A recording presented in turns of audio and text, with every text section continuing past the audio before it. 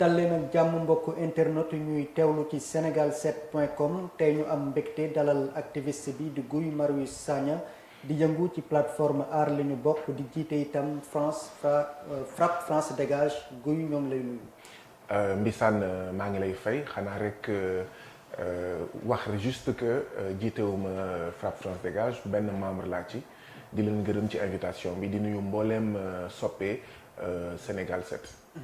fan yi nga ràññeeku lool ci yëngu-yëngu aar lu ñu bokk yi di kuréel gi ñu sos ginnaaw révélation BBC bi tegi tuumab ger ci Aliou Sall ci mbirum pétrole beeg gaz wi di ay tuuma yu yàgg waaye bi BBC jóge ngeen doog a jóg yéen lu waral loolee. alors Mbissane foog ñu leeral ne askanu Sénégal xaarul BBC def benn reportage pour soog a wax ci pétrole bi damay fàttali ne bëri na ay citoyens ay patriotes ci réew mi ñoo xam ne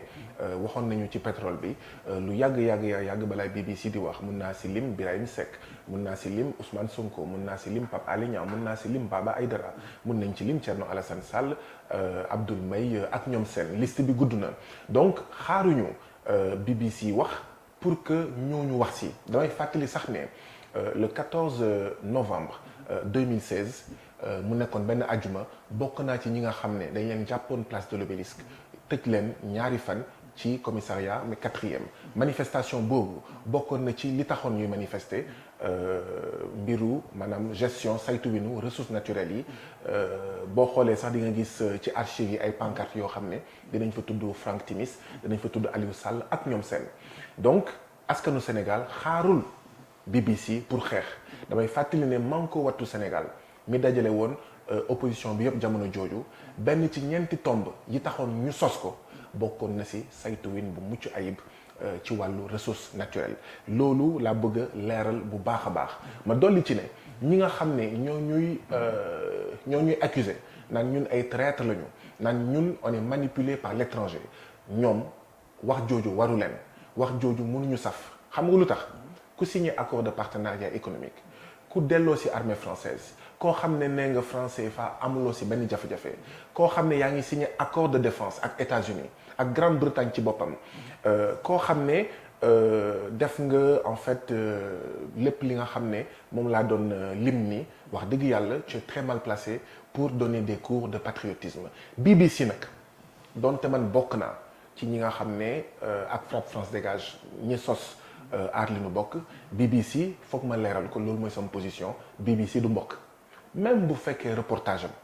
dafay dëgëral li ñoom Birahim Seck Baba Aïdara Ousmane Sonko doon wax BBC du mbokk BBC ñu ngi ko sos 1925 biñ ko sosee 1925 deuxième langue bi nga xam ne moom la dugal ci programme am langue arabe la est-ce que xam nga lu tax Mbissane ndaxte Angleterre jamono jooju dafa amoon ay colonie da doon noot ay askan ci askan yu mu doon noot ñenn ñi lañ doon làkk arabe donc BBC du média bu neutre dama bëgg mu leer